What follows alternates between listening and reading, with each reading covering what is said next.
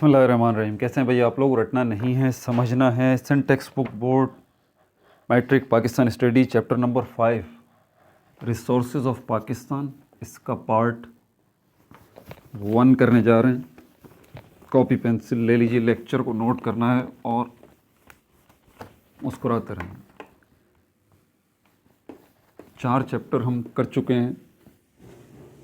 पिछले 4 चैप्टर्स अगर आपने नहीं देखे तो मैं आपको एड्रेस समझा देता हूँ कि कैसे देखेंगे। पिछला पार्ट अगर देखना हो तो ऊपर देखें, आपको लिंक शो हो जाएगा। और अगर अगला पार्ट आपको देखना हो, इसी वीडियो के लास्ट में इसी स्क्रीन पे आपको अगला पार्ट जो है वो मिल जाएगा। लेकिन प्लेलिस्ट में जाए बगैर आपका मसला हल नहीं होगा। प्लेलिस्ट में कैसे जाएंगे? इसी स्क्रीन के नीचे देखें, लोगो नज़र आ रहा है आपको। रटना नहीं, समझना है। उस पर क्लिक करें, पेज खुल जाएगा। वहाँ प्लेलिस्ट का ऑप्शन है, उस पर क्लिक करें, सारी प्लेलिस्ट आपके सामने आ जाएंगी। क्लास मैट्रिक की 2 कैटेगरीज़ की प्लेलिस्ट हैं। ओल्ड बुक की भी हैं, न्यू बुक की भी हैं। न्यू बुक की 3 प्लेलिस्ट हैं, Pakistan study matric, chemistry matric और बायोलॉजी मैट्रिक। ये 3 प्लेलिस्ट हैं। आप पाकिस्तान स्टडी की प्लेलिस्ट में चले जाएं, पिछली सारी वीडियोस जो है वो आपको मिल जाएंगी। चैप्टर नंबर 1, 2, 3, 4 और ये 5 अभी जो शुरू हो चुका है हमारा। Resources of Pakistan, resources of Pakistan, chapter number 5 part 1। Resources word का मतलब होता है ज़राए। ज़राए वर्ड जो है वो निकला है ज़रिए से। ज़रिया, ज़राए, ज़रिया, रिसोर्सेज। इसका क्या मतलब है? इसकी तो डेफिनेशन मैं भी आपको बता दूंगा। आसान लफ्ज़ों में आपको रिसोर्सेज यही समझ में आता है कि भाई काम की चीज़ें और काम के लोग। काम की चीज़ें और काम के लोग। हर मुल्क के अपने रिसोर्सेज होते हैं, ठीक है। हर मुल्क के पास अपनी काम की चीज़ें होती हैं और काम के लोग होते हैं। फिर क्या होता है? काम के लोग काम की चीज़ों को इस्तेमाल करते हैं और उससे मुल्क तरक्की करता है। और इसी से 3 बुनियादी कैटेगरी मुल्कों की बनती हैं। एक हमारे पास है अंडर डेवलप्ड कंट्रीज़। इनको उर्दू में कहा जाता है पसमानदा ममालिक। अफ्रीकन कंट्रीज़, ठीक है, ये पसमानदा ममालिक हैं। अंडर डेवलप्ड कंट्रीज़, जिनको आम लफ्ज़ों में गरीब मुल्क कहा जाता है। वजह उसके पास क्या है? या तो अच्छी चीज़ों की कमी है या फिर अच्छे लोगों की कमी है। दोनों का होना ज़रूरी है।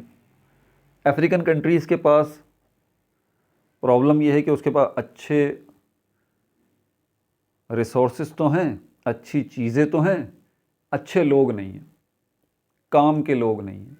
काम की चीज़ें तो हैं, काम के लोग नहीं हैं। अफ्रीका का मसला ये है। जितनी भी अफ्रीकन कंट्रीज़ हैं, बहुत रिसोर्सेज हैं वहाँ, बहुत काम की चीज़ें हैं वहाँ पर, लेकिन काम के लोग नहीं हैं जो उन काम की चीज़ों को बेहतर तरीके से इस्तेमाल करके अपने मुल्कों को तरक्की दें। समझ में आ गई बात? मैंने 2 लफ्ज़ों में पूरी समरी आपको बता दी। काम की चीज़ें,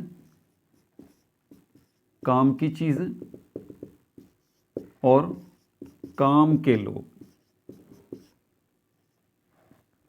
अगर काम की चीज़ें मौजूद हैं अफ्रीकन कंट्रीज़ के अंदर, तो वहाँ पर काम के लोग मौजूद नहीं हैं, क्योंकि ये दोनों मामलात होना ज़रूरी है। इसीलिए अफ्रीकन कंट्रीज़ क्या हैं? अंडर डेवलप्ड कंट्रीज़, पसमानदा मुल्क हैं। पाकिस्तान दूसरी कैटेगरी ममालिक की आती है, जिनको हम कहते हैं डेवलपिंग कंट्रीज़, तरक्की पजीर ममालिक।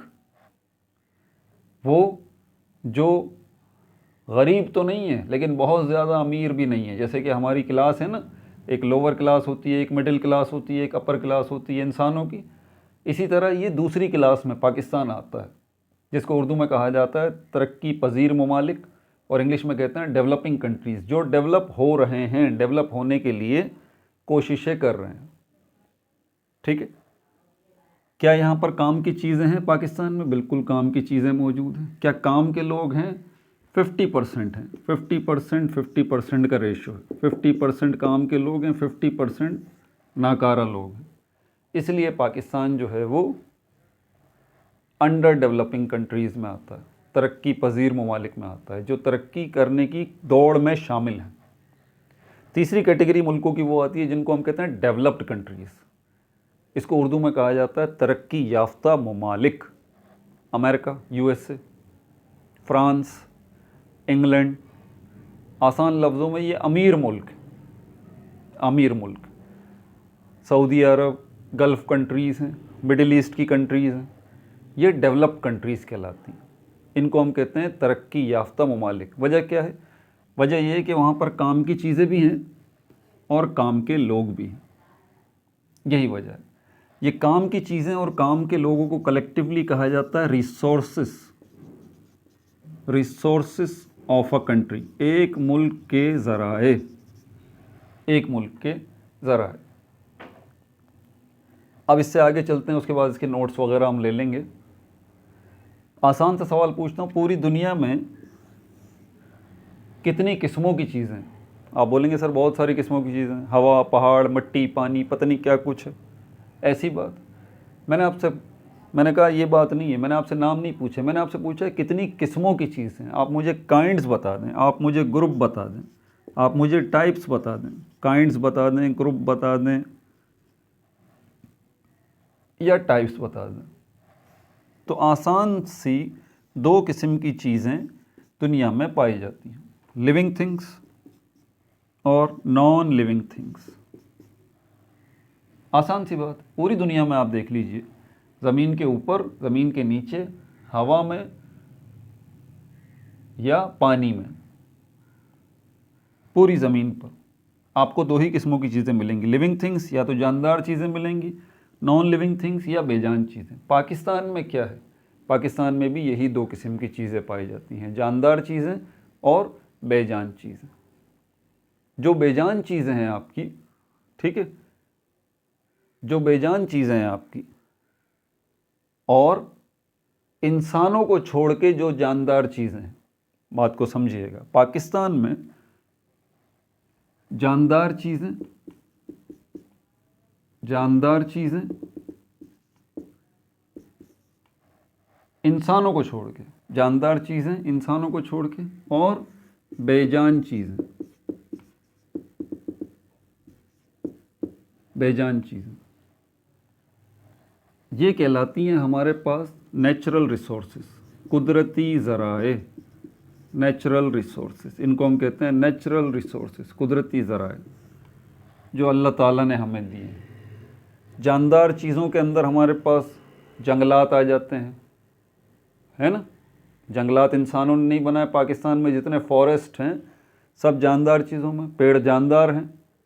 उनमें पाए जाने वाले जंगली हयात जो हैं, जितने एनिमल्स हैं, जंगली जानवर जो हैं, वो सब के सब भी जानदार चीज़ों में आते हैं। पाकिस्तान के अंदर, पाकिस्तान के साहिली इलाकों में, पानी के अंदर, समंदर के अंदर, पाकिस्तान का जो साहिली इलाका लगता है कराची की तरफ, वो सारा का सारा, उसमें जितनी मछलियाँ हैं, दरियाओं में जितनी मछलियाँ हैं हर किस्म की, वो सब जानदार चीज़ें हैं, ठीक है। और बेजान चीज़ें, मट्टी पाकिस्तान की, पहाड़ पाकिस्तान के, पानी पाकिस्तान का, ज़मीन के अंदर जो कुदरती मादनियात हैं, मिनरल रिसोर्सेस हैं, ठीक है, ये सारी की सारी बेजान चीज़ें। तो आपने जानदार चीज़ों का भी नाम सुन लिए, बेजान चीज़ों के भी नाम सुन लिए। जानदार चीज़ों में सिर्फ इंसानों को छोड़ के बाकी जितनी जानदार चीज़ें हैं, जितनी बेजान चीज़ें हैं, ठीक है, जो काम की हैं, जो काम की हैं, उनको हम क्या कहते हैं? नेचुरल रिसोर्सेज, ठीक है। अब पाकिस्तान में क्या बस नेचुरल रिसोर्सेज हो गई? अब नेचुरल रिसोर्सेज के अंदर हमारे पास मिनरल्स भी आ गए, फॉरेस्ट भी आ गए, ठीक है, सॉइल भी आ गई, माउंटेन भी आ गए, वाटर भी आ गया, और नेचुरल रिसोर्सेज में हमारे पास जानदार चीज़ें भी आ गई, जंगली हयात आ गई, पेड़ पौधे आ गए, ठीक है, और मछलियाँ आ गई। ये सब लिविंग थिंग्स हैं, इंसानों को छोड़ के सब नेचुरल रिसोर्सेज, कुदरती ज़राए पाकिस्तान की। दूसरी कैटेगरी जो आती है वो अब इंसानों की आती है, human resources, human resources, human resources. इसको उर्दू में कहा जाता है इंसानी ज़राए। तो ह्यूमन रिसोर्सेज हैं, क्योंकि एक मुल्क के अंदर, पाकिस्तान की अगर हम बात ना करें, किसी दूसरे मुल्क की बात करें, कि वहाँ पर बेहतरीन जानदार चीज़ें मौजूद हैं, बेहतरीन मछलियाँ पाई जाती हैं, परिंदे पाए जाते हैं, ठीक है, जंगली जानवर पाए जाते हैं और जंगलात पाए जाते हैं, फॉरेस्ट पाए जाते हैं, ठीक है, और वहाँ पर बेजान चीज़ें भी बहुत ज़्यादा हैं, यानी कि मट्टी वहाँ की बड़ी ज़रख़ेज़ है, फ़र्टाइल लैंड है, फ़र्टाइल सॉइल है, ठीक है, और वहाँ पर ज़मीन के अंदर बहुत मादनियात हैं, गोल्ड निकल रहा है, डायमंड्स निकल रहे हैं, ठीक है, कॉपर निकल रहा है और बहुत सारी मादनियात, ज़मीन से तेल निकल रहा है, ज़मीन से पेट्रोल निकल रहा है, गैस निकल रही है, कोयला निकल रहा है, ये सब की सब बेजान चीज़ें, सब की सब चीज़ें, ये नेचुरल रिसोर्सेज अगर उस मुल्क में मौजूद भी हैं, लेकिन वहाँ पर अगर ह्यूमन रिसोर्स, काम के आदमी ही नहीं है, शुरू में मैंने बात की ना, काम के अगर लोग ही नहीं हैं तो ये काम की चीज़ें बेकार हैं। तो ये दोनों चीज़ें लाजिम व मलजूम हैं। तो हम इसीलिए पाकिस्तान के रिसोर्सेज को दो कैटेगरीज़ के अंदर डिवाइड करेंगे, नेचुरल रिसोर्सेज, ठीक है, इनके नोट्स अभी हम ले लेते हैं, और ह्यूमन रिसोर्सेज, ठीक है। अब आगे चलते हैं, अब इसके नोट्स ले लेते हैं। ये ओवरव्यू मैंने दे दिया, ओवरव्यू के अंदर भी मैंने जितनी चीज़ें बताई हैं उनको काइंडली आप नोट कर लें। तो रिसोर्सेज की अगर हम बात करें तो ये दो कैटेगरीज़ में हमने इसको डिवाइड कर दिया,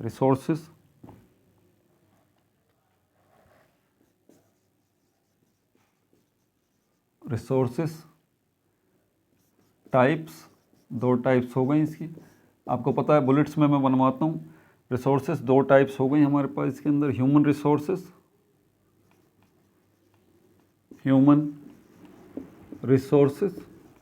यानी कि काम के लोग, और natural resources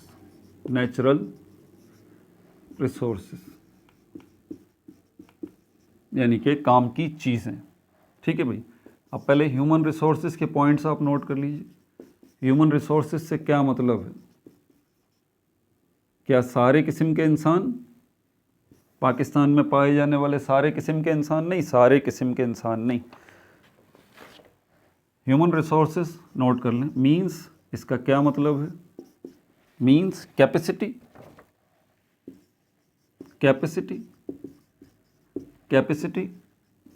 and capability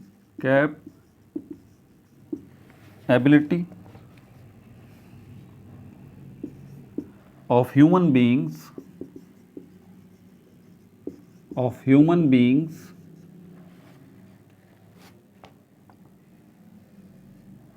doing certain work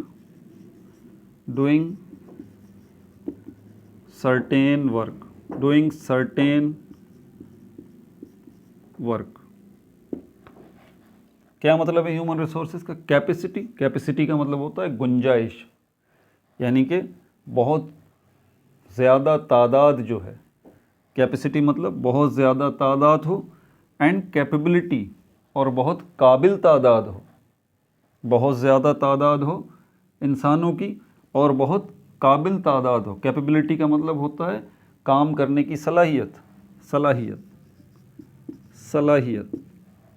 capacity का मतलब होता है गुंजाइश से मतलब इंसानों की बहुत ज़्यादा तादाद हो, ठीक है, एंड कैपेबिलिटी और बहुत बासलाहियत जो है, बासलाहियत लोग हों, ऑफ ह्यूमन बींग्स की कैपेसिटी भी बहुत ज़्यादा होनी चाहिए और ह्यूमन बींग्स की कैपेबिलिटी भी बहुत ज़्यादा होनी चाहिए।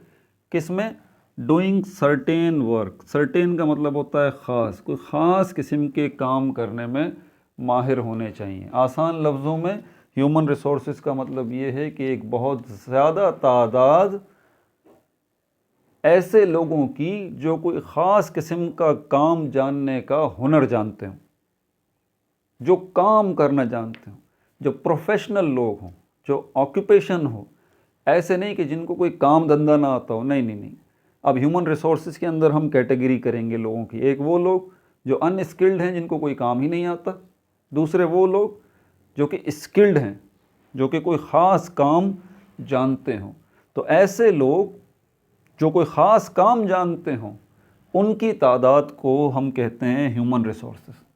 समझ में आ गई बात? ऐसे लोग जो कोई ख़ास काम जानते हैं उनकी तादाद को हम क्या कहते हैं? Human resources.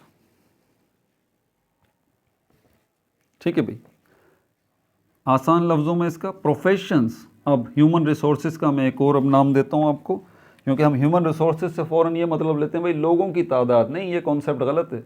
लोगों की तादाद नहीं, काम के लोगों की तादाद, वो लोग जो कि स्किल्ड हैं, प्रोफेशनल हैं, ऐसे लोगों की तादाद। Professions of human beings, professions of human beings, इंसानों के पेशे। प्रोफेशंस ऑफ ह्यूमन बींग्स, इंसानों के पेशे। अनदर डेफिनेशन, एक और डेफिनेशन इसकी लिख लें। अनदर डेफिनेशन, एक और डेफिनेशन इसकी नोट कर लें। कॉम्बिनेशन ऑफ प्रोफेशंस या collection of professions, collection of professions of human beings, of human beings. तो वो आपका कॉन्सेप्ट बदल गया कि ह्यूमन रिसोर्सेज से मतलब आपने यही सुना है कि लोगों की तादाद, बहुत सारे लोग हों वहाँ पर। नहीं, ये बात नहीं है, बहुत सारे लोग नहीं, बहुत सारे काम के लोग हों। ऐसे लोग जो कोई ना कोई काम करना जानते हो, कोई ख़ास काम करना जानते हो, ऐसे लोगों की तादाद, ऐसे लोगों की कैपेसिटी जो है वो ह्यूमन रिसोर्स कहलाती है, यानी कि प्रोफेशंस ऑफ ह्यूमन बींग, या फिर दूसरी डेफिनेशन इसकी collection of professions of human beings. अब ह्यूमन बींग्स को भी हटा के हम सिर्फ उनके प्रोफेशंस की बात करें कि उनके पेशों का इज्तमा, ऐसे लोगों का इज्तमा जो कि प्रोफेशनल हों। आपके मुल्क के अंदर अगर 25 करोड़ पाकिस्तान में आबादी है और 25 करोड़ की आबादी के अंदर 15 करोड़ जो है वो एडल्ट हैं, और वो एडल्ट जो हैं यानी कि इसमें लड़के भी आ गए, लड़कियां भी आ गई, एडल्ट हैं, 20-20, 22-22 साल के हैं, 15 करोड़ के लगभग। लेकिन उनके अंदर से अगर सिर्फ 1 करोड़ ही प्रोफेशनल काम जानते हैं, बाकी 14 करोड़ लोग जो है, 14 करोड़ एडल्ट जो हैं वो कोई प्रोफेशनल काम जानते ही नहीं हैं, तो फिर आपकी ह्यूमन रिसोर्स ज़ीरो है, भूल जाइए। फिर समझ आ गई बात? आप तो तादाद नहीं, काम की तादाद। ये दूसरी डेफिनेशन भी इसकी आ गई। आल्सो कॉल्ड, इसी ह्यूमन रिसोर्सेज को एक और नाम दिया जाता है, आल्सो कॉल्ड, इनको मैन पावर ऑफ कंट्री भी कहा जाता है, man power of country, man power of country. तो ये 3-4 बातें आपको बता दी मैंने ह्यूमन रिसोर्सेज के हवाले से। अब टाइप्स ऑफ प्रोफेशंस, कौन कौन से प्रोफेशंस जो हैं वो होते हैं, उसको भी ज़रा लिख लें। इसी के साथ अगला पॉइंट नीचे आ रहा है, नीचे जगह नहीं है, ऊपर लिखूंगा।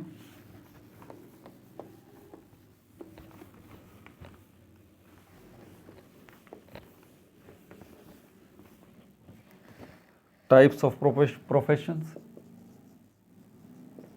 Types of professions.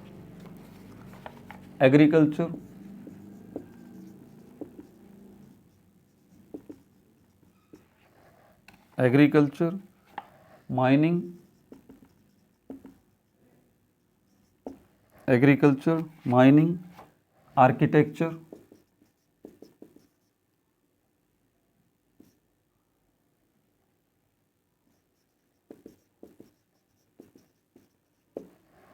Architecture, business,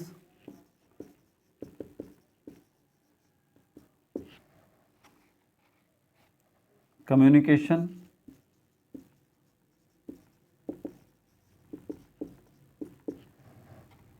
government service,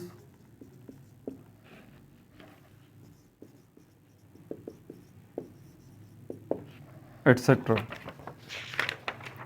ठीक है भाई, अब नेचुरल रिसोर्सेज की तरफ चलते हैं।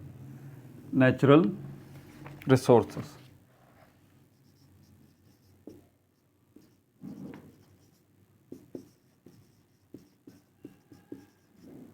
नेचुरल रिसोर्सेज, ह्यूमन रिसोर्सेज भूल तो नहीं गए? कोई भी पूछे ह्यूमन रिसोर्सेज क्या होते हैं किस मुल्क के, तो आप बोलें भाई काम के लोगों की तादाद, बस आसान लफ्ज़ों में। उसी को ह्यूमन रिसोर्सेज कहते हैं। आपसे पूछे वो जो काम नहीं जानते वो लोग, बोला नहीं वो ह्यूमन रिसोर्स में नहीं आते। ठीक है। नेचुरल रिसोर्सेज कुदरती ज़राए क्या होते हैं? ये found in nature, found in nature, हमारी नेचर में जो मौजूद होते हैं, हमारे माहौल में जो मौजूद होते हैं, गिवन बाय अल्लाह, जो कि अल्लाह ताला ने हमें दिए हैं, गिवन बाय अल्लाह। एग्जाम्पल्स इसकी,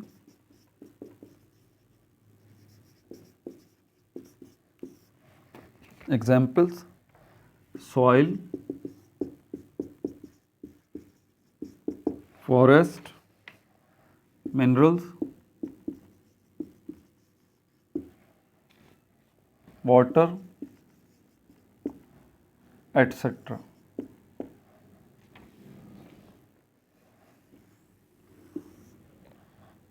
ठीक है भाई। इसमें नेचुरल रिसोर्सेज के अंदर हमारे पास पूरी कैटेगरी है। सॉइल के ऊपर अलग बात होगी, अभी मिनरल्स के ऊपर अलग बात होगी, फॉरेस्ट पे अलग बात होगी, कई वीडियोस बनेंगी ये भी। ठीक है। वाटर के ऊपर अलग बात होगी। अभी तो इम्पोर्टेंस देख लें आप।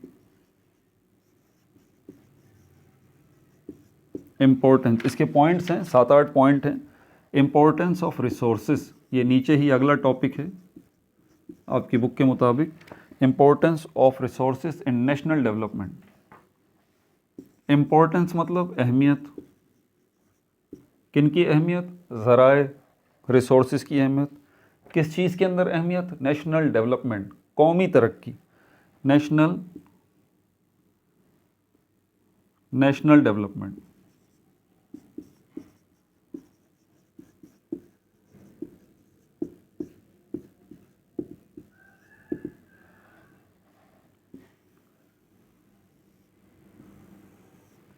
नेशनल डेवलपमेंट, कौमी तरक्की। तो रिसोर्सेज जो हैं वो क्यों अहम हैं? कौमी तरक्की के लिए, जिससे पूरी कौम तरक्की करे, एज अ होल पूरी की पूरा का पूरा मुल्क तरक्की करे, लोगों की ज़िंदगी में खुशहाली आए, आवाम की ज़िंदगी में खुशहाली आए, उनको अच्छा इंफ्रास्ट्रक्चर मिले, अच्छी मेडिसन मिले, अच्छी दवाएं मिले, अच्छी खुराक मिले, अच्छी रिहाइश मिले, अच्छा रोज़गार मिले। ये सारी की सारी चीज़ें अगर अच्छी हैं तो आप कहेंगे कि आपकी नेशन जो है वो डेवलप हो रही है, आपका मुल्क जो है वो डेवलप हो रहा है। और ये नेशनल डेवलपमेंट कहलाता है, कौमी तरक्की कहलाती है। और रिसोर्सेज में इसी की अहमियत को हम डिस्कस करने जा रहे हैं। तो इम्पोर्टेंस ऑफ रिसोर्सेज, रिसोर्सेज जो हैं ह्यूमन रिसोर्सेज या नेचुरल रिसोर्सेज, उनकी अहमियत जो है वो कौमी तरक्की के अंदर क्यों है? बिकॉज क्योंकि नेचुरल रिसोर्सेज बहुत ज़्यादा अहम हैं कौमी तरक्की में। बिकॉज क्योंकि पहला पॉइंट आ जाता है, ये रियल वेल्थ कहलाता है, रियल वेल्थ ऑफ नेशन, कौम की हकीकी दौलत। रियल वेल्थ जो है ये कहलाते हैं किसी भी कौम की हकीकी दौलत। ठीक है। कंट्रीज़ जो हैं, इसी के नीचे फिर अगला बुलेट्स आएगा। ये पॉइंट्स तो नहीं लिखवा रहा, ये बुलेट्स की फॉर्म में आपको लिखवा रहा हूँ। कंट्रीज़ जो प्रोग्रेस करती हैं, तरक्की करती हैं, तो उन कौमों की तरक्की किस चीज़ के ऊपर डिपेंड करती है? किन चीज़ों के ऊपर इन्हिसार है उसका? इन्हिसार, डिपेंड मतलब किस चीज़ पर इन्हिसार करती हैं? जो ममालिक जो हैं उनकी तरक्की किस चीज़ के ऊपर इन्हिसार करती है, किस चीज़ के ऊपर डिपेंड करती है? Depend on resources, depend on resources. कि अगर ये दोनों किस्म के रिसोर्सेज मौजूद हैं किसी मुल्क के अंदर, नेचुरल रिसोर्सेज भी और ह्यूमन रिसोर्सेज भी, काम की चीज़ें भी, काम के लोग भी, तो क्या होगा? इनकी वजह से वो ममालिक जो है वो तरक्की करेंगे। ठीक है। सेकंड पॉइंट अब इसका आएगा,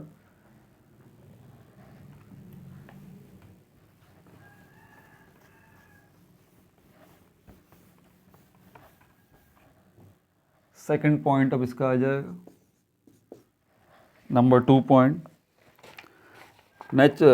रिसोर्सेज हेल्प इन।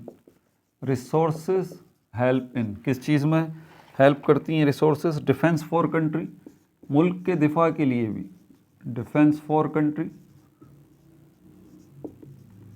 क्यों भाई, मुल्क का दिफा, मुल्क का डिफेंस में क्यों अहम है? रिसोर्सेज, ज़मीन के अंदर अगर कोयला मौजूद है, तेल मौजूद है, ठीक है, गोल्ड मौजूद है, ज़मीन के अंदर गैस मौजूद है, तो इससे मुल्क के डिफेंस का क्या ताल्लुक़? बिल्कुल ताल्लुक़ है। क्योंकि अगर आपके पास ये रिसोर्सेज होंगे, नेचुरल रिसोर्सेज होंगे, ह्यूमन रिसोर्सेज होंगे, तो आपकी कंट्री का डिफेंस भी स्ट्रॉन्ग होगा। क्यों? क्योंकि मटेरियल रिक्वायरमेंट चाहिए होगी, मटेरियल रिक्वायरमेंट आपको चाहिए होगी, और वो मटेरियल रिक्वायरमेंट के अंदर असलहा, गोला बारूद, वेपन्स, ठीक है, ये सारी की सारी चीज़ें जो फ़ौज इस्तेमाल करती है, ये सारी की सारी चीज़ें जो फ़ौज इस्तेमाल करती है, ये कहाँ बनेगी? फैक्ट्रियों में बनेगी।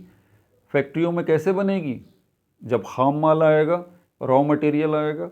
रॉ मटेरियल किससे बनेगा? इन्हीं चीज़ों से बनेगा, इसी कोयले से बनेगा, इसी गैस से बनेगा, इसी तेल से बनेगा।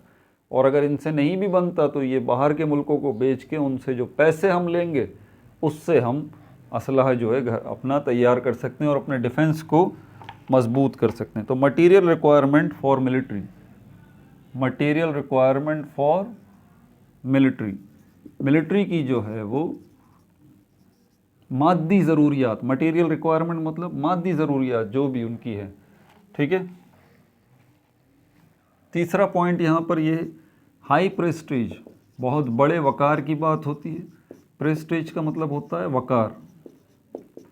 अगर आपके रिसोर्सेज अच्छे हैं आपके मुल्क के, तो ये हाई प्रेस्टीज फॉर कंट्री, मुल्क के लिए जो है वो बहुत वकार की बात है कि हमारे पास इतने रिसोर्सेज हैं भाई, हमारे पास इतने नेचुरल रिसोर्सेज हैं, हमारे पास इतने जो है वो ह्यूमन रिसोर्सेज हैं। कैसे? बात समझ में नहीं आई तो एग्जाम्पल देखें, समझ में आ जाएगी। एग्जाम्पल, मिसाल के तौर पर वेस्टर्न कंट्रीज़ जो हैं, इनको हम कहते हैं मगरिबी ममालिक, European countries, England, France, Belgium, Germany, ये सारी वेस्टर्न कंट्रीज़ कहलाती हैं। जापान वेस्टर्न कंट्री नहीं है, ठीक है, जापान ईस्टर्न कंट्री है, चाइना ईस्टर्न कंट्री है। वेस्टर्न कंट्री, मगरिबी ममालिक मतलब यूरोपियन कंट्रीज़, उनकी तरफ लोग क्यों जाते हैं? Example, western countries, western countries जो मगरिबी ममालिक हैं, अट्रैक्ट पीपल, वो लोगों को अट्रैक्ट करते हैं अपनी तरफ, वो लोगों को अट्रैक्ट करते हैं अपनी तरफ। क्यों? क्योंकि वो जितनी वेस्टर्न कंट्रीज़ हैं वो डेवलप्ड कंट्रीज़ हैं। क्यों डेवलप्ड वो हो चुकी? क्यों वो तरक्की याफ्ता हो चुकी? क्यों वो अमीर हो चुकी? उसकी वजह उनके रिसोर्सेज हैं, दोनों किस्म के रिसोर्सेज, नेचुरल रिसोर्सेज भी और ह्यूमन रिसोर्सेज भी। वहाँ पर काम की चीज़ें भी हैं और काम के लोग भी हैं। इस वजह से तो लोग अट्रैक्ट होते हैं वेस्टर्न कंट्रीज़ की तरफ। किस लिए? Take advantage, to take advantage, to take advantage, ताकि फ़ायदा उठाया जा सके। क्यों लोग जा रहे हैं? ताकि लोग फ़ायदा उठा सकें देयर रिच रिसोर्सेस, उनके रिच रिसोर्सेस से हम भी फ़ायदा उठाएं, उनके नेचुरल रिसोर्सेज से हम भी फ़ायदा उठाएं, उनके ह्यूमन रिसोर्सेज से हम भी फ़ायदा उठाएं। चौथा पॉइंट जो है वो आपको बताता है help in meeting, help in meeting. ये मीटिंग से मतलब मुलाकात नहीं है, मीटिंग से मतलब यहाँ मुलाकात नहीं है। नेचुरल रिसोर्सेज की मदद, रिसोर्सेज जो है वो आपको हेल्प कर रहे हैं। यहाँ पर मीटिंग का मतलब है ज़रूरत पूरा होना, ज़रूरत पूरा होना। रिसोर्सेज जो है वो आपको हेल्प कर रहे हैं कि आप अपनी ज़रूरत पूरी करें। नीड्स ऑफ कंट्री, मुल्क की ज़रूरियात, नीड्स ऑफ कंट्री, जो मुल्क की ज़रूरियात हैं वो पूरी हो जाती हैं इससे, ठीक है, नेचुरल रिसोर्सेज की मदद से। एग्जाम्पल, नेसेसिटीज़, जो ज़रूरियात ज़िंदगी हैं, नेसेसिटीज़, नेसेसिटीज़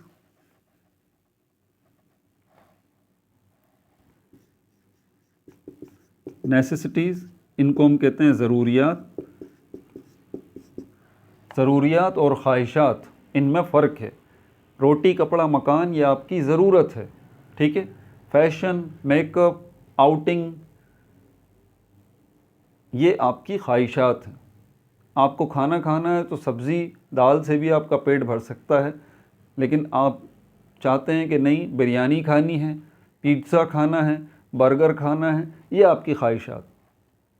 आप दो कपड़ों के अंदर भी ज़िंदगी अपनी गुजार सकते हैं कि एक को पहने रखा, दूसरे को धो के रेडी रख दिया, पूरी ज़िंदगी आपकी गुजर सकती है। अगर फट जाए तो दूसरा लिबास एक और ले लें, तो दो में आपकी पूरी ज़िंदगी गुजर सकती है। लेकिन आपकी ख्वाहिशात ज़्यादा हैं, नेसेसिटीज़ से ज़्यादा, वांट्स ज़्यादा हैं, डिज़ायर्स ज़्यादा हैं, ठीक है। तो नेसेसिटीज़ का मतलब ज़रूरियात, जिसमें अशिया खुर्द व नोश आ जाती हैं, खाने पीने की अशिया आ जाती हैं, ये नेसेसिटीज़ में है। तो इनकी ज़रूरियात पूरी होती हैं, आपके रिसोर्सेज अच्छे हों। कंफर्ट्स, कंफर्ट्स का मतलब होता है आसाइशें, आसाइश, आपको ज़िंदगी में जो चीज़ें आसाइशें देती हैं। आपके घर में फ़र्श मौजूद है, लेकिन आप बोलते हैं नहीं भाई इसके ऊपर मार्बल भी लगा होना चाहिए, उस पर कारपेट भी बिछा होना चाहिए, टाइल भी लगे होने चाहिए, ठीक है। क्यों? क्योंकि इससे हमें आराम मिलता है, आसाइश मिलती है, कंफर्ट्स, ठीक है। और लग्जरीज़,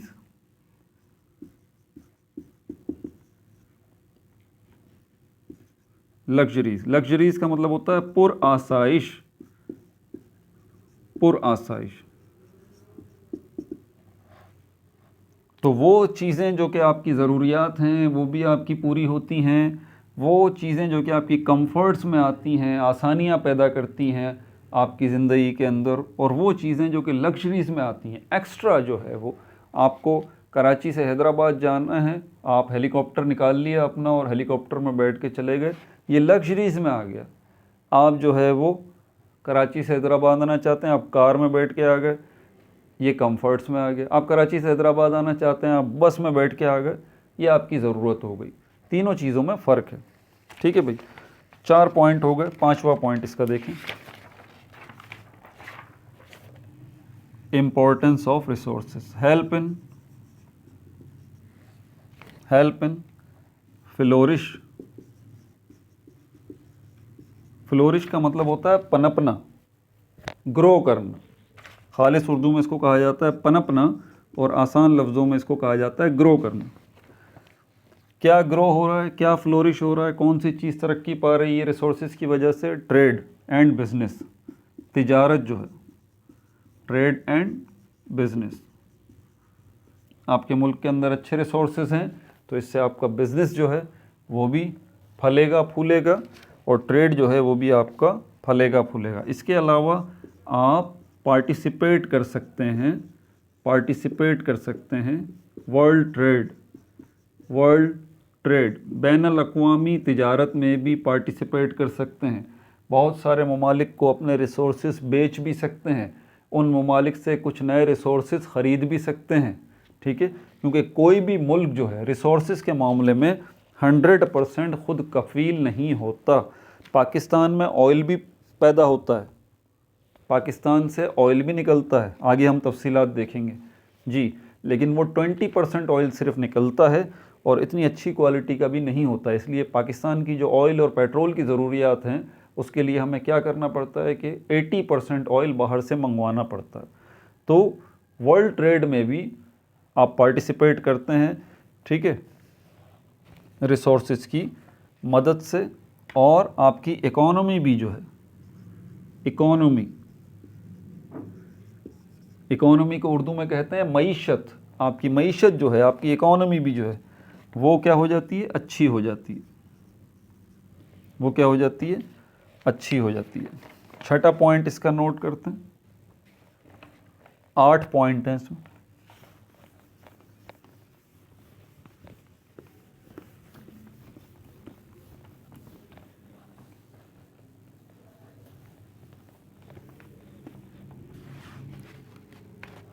छठा पॉइंट, एम्प्लॉयमेंट, रोज़गार।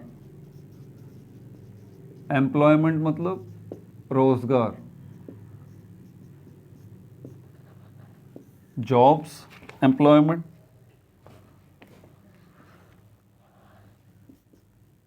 अपॉर्चुनिटीज़ टू पीपल, अगर आपकी रिसोर्सेज अच्छी हैं तो लोगों को मौके मिलते हैं,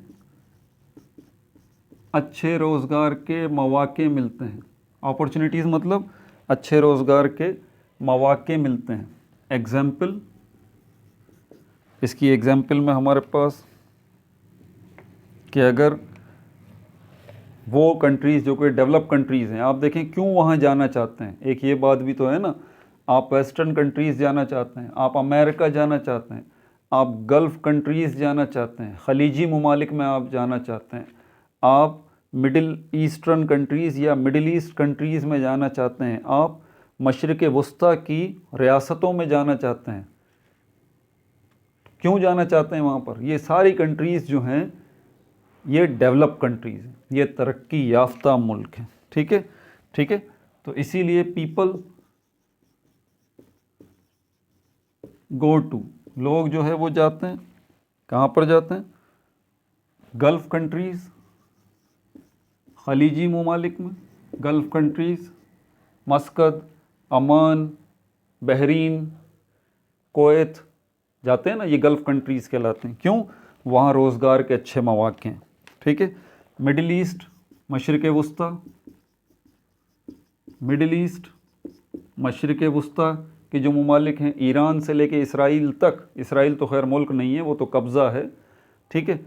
बहरहाल तो ये जो पूरी पट्टी है इसको हम मशरिक़ वस्ता कहते हैं। ईरान आ जाता है, इराक़ आ जाता है, इसके अंदर लीबिया, शाम, मिस्र, उर्दन, ये पूरी की पूरी, सऊदी अरब।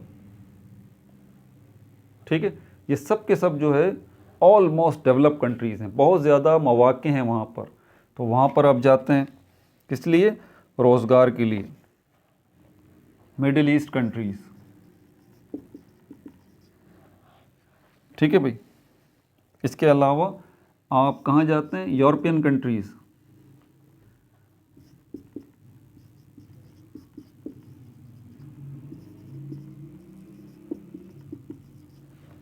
यूरोपियन कंट्रीज़, यूएसए, कनाडा,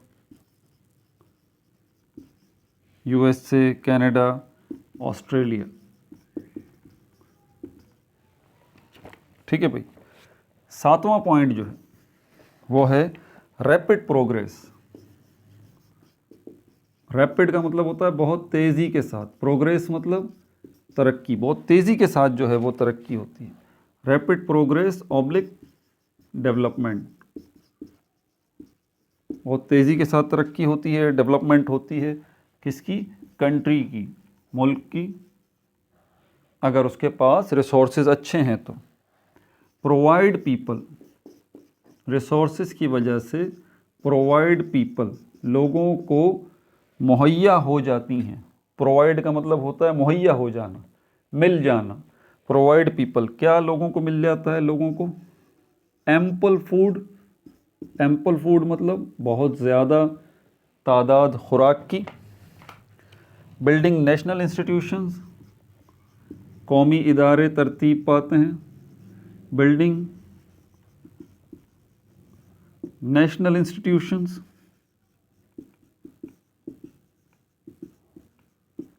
आम इदारे नहीं, नेशनल इंस्टीट्यूशंस। ठीक है, कौमी इदारे, उनकी बिल्डिंग होती है। स्ट्रेंथन, ताकत मिलती है। स्ट्रेंथन, ताकत मिलती है किस चीज़ को? नेशनल यूनिटी, नेशनल यूनिटी, कौमी इत्तेहाद। कौमी इत्तेहाद जो है वो मजबूत होता है। ठीक है। इंडिविजुअल कैरेक्टर मजबूत होता है।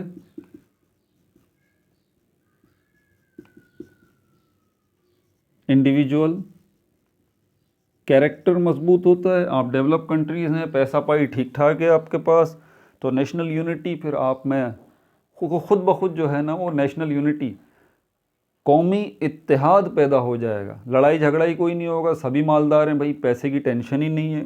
ठीक है। तो इससे आपको ताकत मिलेगी।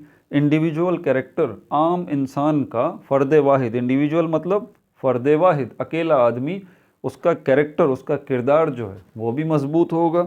वो चोरी चकारी में नहीं पड़ेगा, धोखा नहीं करेगा, फ्रॉड नहीं करेगा। क्यों?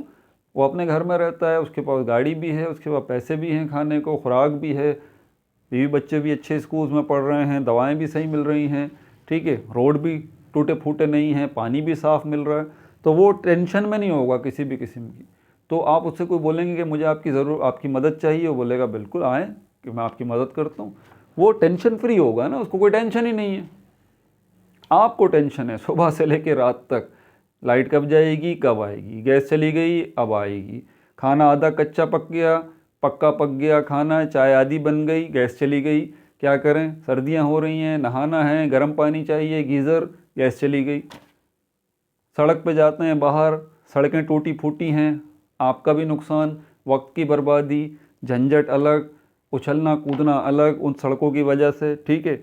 आपके अंदरूनी आज़ा इधर उधर हो जाते हैं पूरे के पूरे, आते जो है वो मुंह को आने लगती हैं, सड़कों का ये हाल है, ठीक है। उसके अलावा आपकी गाड़ी का बेड़ा गर्क, टायर ख़राब, इंजन ख़राब उन टूटी फूटी सड़कों की वजह से, पंचर हो जाए बाइक, अलग एक अजियत में गिरफ़्तार है ना। सुबह से लेकर रात तक हर पाकिस्तानी एक अजियत में गिरफ़्तार है। तो वो क्या बनेगा फिर? वो चोर बनेगा, वो डाकू बनेगा, ठीक है, वो क्या यही करेगा आखिर में। वो फिर आपस में ही अरबाब इख्तियार तक तो वो जा नहीं सकता, आपस में इत्तेहाद है नहीं, आपस में इत्तेफाक है नहीं। हमारी लाइट भी चली जाती है तो हम बाहर निकल के देखते हैं कि बराबर वाले की लाइट गई है ना, ये नहीं सोचते कि यार लाइट गई क्यों है, कि जाके उनका गिरबान पकड़ेंगे, भाई लाइट क्यों बंद की तुमने। नहीं, निकल के देखेंगे कि बाहर बराबर वाले की लाइट गई हुई है, हाँ अब इत्मीनान हो गया, बस ठीक है, इसकी भी गई है ना, मेरी भी गई है, खैर है, कोई मसला नहीं। ये माइंड सेट होगा तो वहाँ पर आपको क्या मिलेंगे? जूते ही मिलेंगे भाई। आप में इत्तेफाक नहीं होगा, इत्तेहाद नहीं होगा, फिर आप चोर, डकैत, डाकू, क्या क्या बनेंगे फिर। बहरहाल ये आपका टॉपिक हो गया भाई। अगला टॉपिक जो है इसके बाद हम अगला डिस्कस करेंगे।